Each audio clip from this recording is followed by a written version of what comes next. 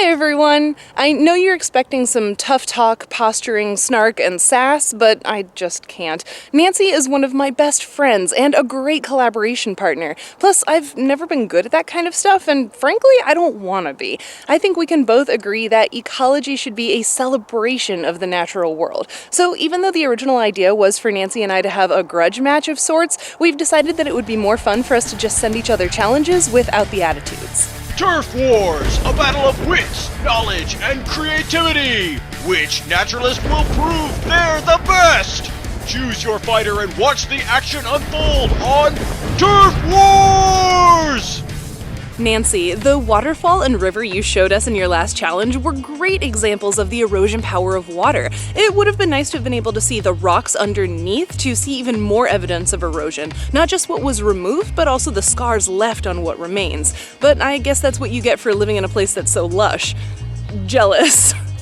But I think you've earned 4 out of 5 stars on that challenge. Great job! You challenged me to find an invasive species, which is actually really easy to do in North America. Unfortunately, our ecosystems are chock full of invasive species brought here from Europe and Asia. One such species is Lunacera Machiai, or Mer Honeysuckle, brought to North America from Asia as an ornamental plant. These shrubs have pretty white to pink flowers when they're blooming, and their bright red or orange berries are also really attractive. Unfortunately, those berries are also really attractive to birds who eat the berries and spread the seeds of this invasive plant far and wide. Asiatic honeysuckles are now an issue in forests in most of the US east of the Rockies. But what's so bad about these plants? As we know, non-native plants didn't co-evolve with the native ecosystem, meaning they can have competitive advantages that wind up hurting native species. In the case of a Mer honeysuckle, it's basically the first plant in the forest understory to start growing its leaves in the spring, and one of the last to lose it in the fall. This leafing pattern, combined with the branching, spreading nature of honeysuckle shrubs, means that it basically shades out all of the other native understory plants. Look, it's basically naked under here.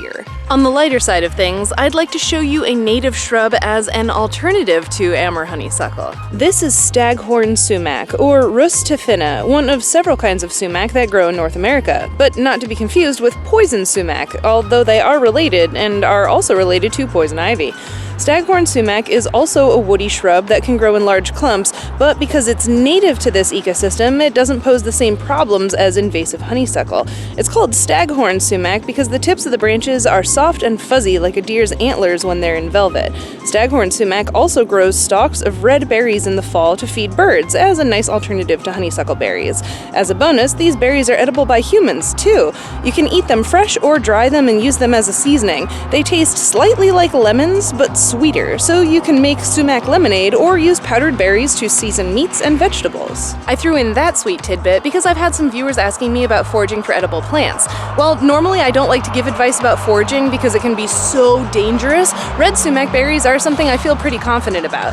Just make sure if you do go foraging for sumac that you don't trespass and you obey all local laws. Now it's time for your next challenge, Nancy. What looks like a mudflat behind me is actually a seasonal lake. During the spring and summer, when it's full of water, this is a great habitat for all kinds of waterfowl like cormorants and sandpipers and egrets, but in the winter, when the water drains away, I can walk out on the mudflats and find the shells of these freshwater snails that live here when there's more water in the lake. I know you have access to a beach near where you live, so your next challenge is to find an example of an animal like these freshwater snails that carries its home around with it. Don't forget, you can play along at home. Tag us on social media to show off your challenge completions.